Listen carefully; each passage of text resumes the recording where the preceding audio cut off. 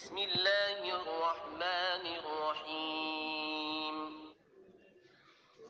ومن يقتل مؤمنا متعمدا فجزاؤه جهنم خالدا فيها وغضب الله عليه ولعنه وأعد له عذابا عظيما. أعوذ بالله السميع العليم من الشيطان الرجيم. بسم الله الرحمن الرحيم. الحمد لله رب العالمين وبه نستعين وصلى الله على محمد وأطهره الطاهرين وعلى الله دائما أجمعين من الآن إلى قيام يوم الدين آمين رب العالمين. Une petite audio concernant Hajjaj ibn Yusuf al-Saqafi.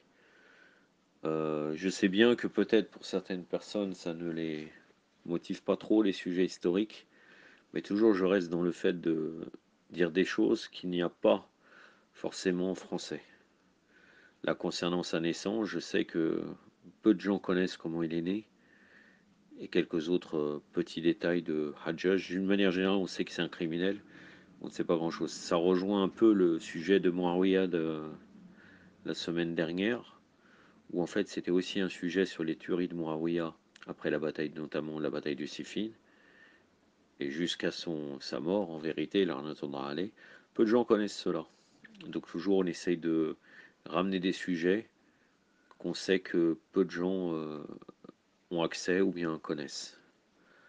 Pour commencer, concernant sa biographie, en réalité, je vais la diviser en 4 parties qui vont être très très succinctes, des parties très succinctes.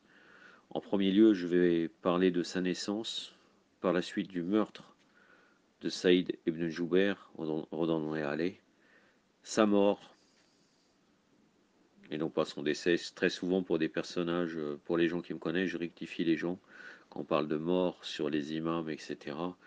Bien entendu, alayhi salam, bien entendu, euh, ces personnages sacro-saints et même les compagnons ne meurent pas en réalité. De toute façon, les martyrs sont vivants. Et mort, c'est un peu péjoratif si on veut comparer, un peu familier en réalité, même si ça pose pas de problème. Décès est beaucoup plus correct. Mais là, concernant Hajjaj, tout est autorisé de toute façon et on va dire mort. Et pour terminer, dans la 4e partie, son bilan meurtrier. Avant de commencer sur sa naissance, je vais vous citer une phrase qui nous vient de Mourouj Dahab de Massoudi. Dans tout ce que je vais vous dire, ça sera basé sur les prairies d'or, donc Mourouj Dahab de Massoudi, et un passage sur Tabari que je vous ferai, je vous donnerai des références à chaque fois. Mais tout ce travail-là sur Hajjaj est basé et sur les prairies d'or et sur Tabari, son livre d'histoire. Tarikh. Avant de commencer sur sa naissance, il y a une phrase de Asma bint Abu Bakr qui a dit après que son fils a été tué par par Hajjaj, son fils Abdellah ibn Zubair, là on attendra aller. Abdellah ibn Zubair, il fut pendu au gibet de la Mecque, vous savez très bien selon quelles circonstances, quand il s'était révolté, qu'il avait pris le contrôle de la Mecque. Et donc les Omeyyades à la fin ont repris cette Mecque. Ils ont pendu Abdellah ibn Zubair, et sa mère, qu'a-t-elle dit?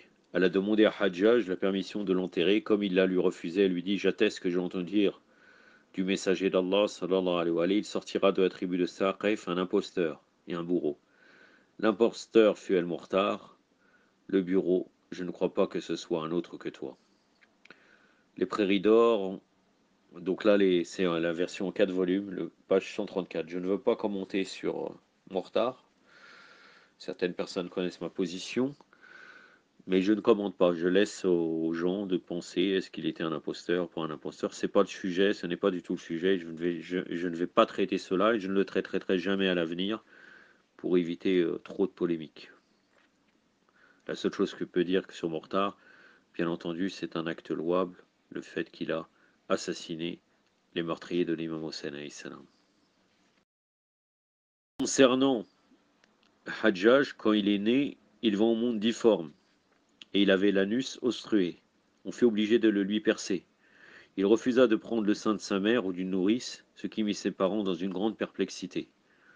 On prétend que Satan se présenta devant eux sous les traits d'El-Haris ibn al-Kalada et leur demanda quel était le sujet de leur inquiétude. On lui répondit Faria c'était la mère de l'Hajjaj, venait de donner à Youssouf un enfant qui refusait de prendre le sein de sa mère ou de toute autre femme.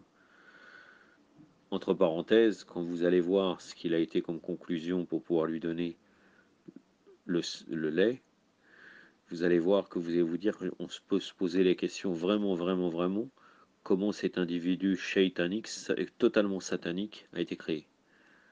Donc il refusait de prendre le sein de sa mère ou de toute autre femme. Il leur dit tuez un chevreau noir et faisons lécher le sang à cet enfant. Agissez de même le jour suivant. Pour le troisième jour, vous lui ferez lécher le sang d'un bouc noir. Vous tuerez ensuite un serpent noir, vous lui en ferez lécher le sang et vous en frotterez son visage. Dès le quatrième jour, il prendra le sein. On assure qu'ils suivirent ce conseil et c'est à ce traitement de la première enfance qu'il eut son humeur sanguinaire. En effet, il avouait lui-même que sa plus grande jouissance était de verser le sang et d'entreprendre des choses que nul n'avait osé tenter et dont personne ne lui avait donné l'exemple. Ça, c'est Les Prairies d'Or, le volume 3, page 145.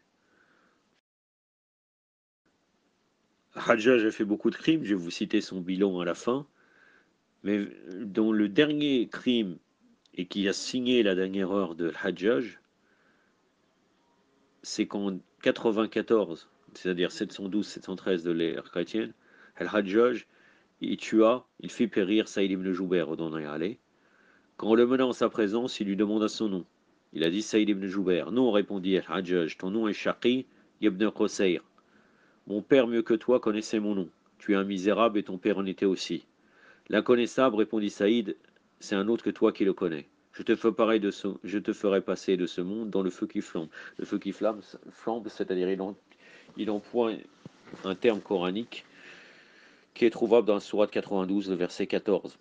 Si j'avais su, répliqua Saïd, que tu en avais le pouvoir, je n'aurais pas choisi d'autre Dieu que toi. Que penses-tu des califes de mon Hajjaj?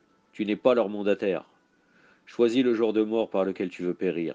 Choisis-le par toi-même, scélérat.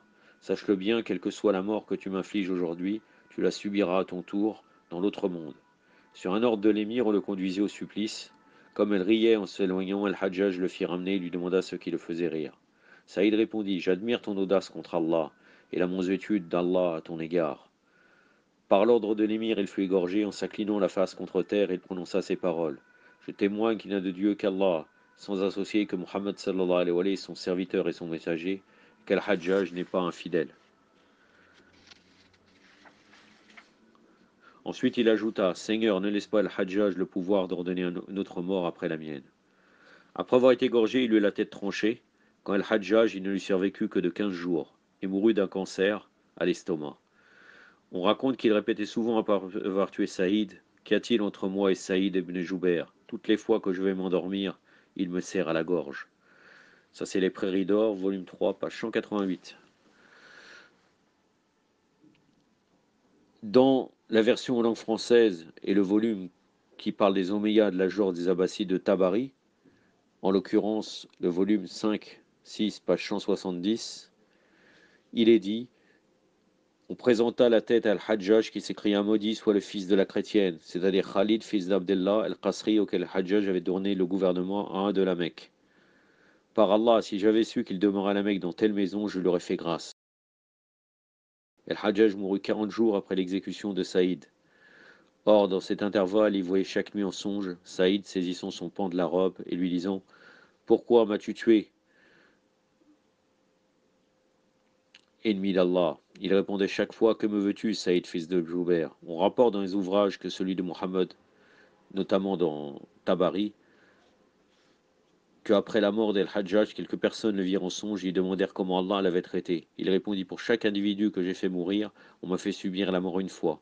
Mais pour la mort de Saïd, fils de Joubair, j'ai été tué 70 fois. » El-Hajjaj mourut à Wasit, en Irak, en 95 de l'Hégire, 714 de l'ère chrétienne, à l'âge de 54 ans. Il avait exercé pendant 20 ans les fonctions de gouverneur.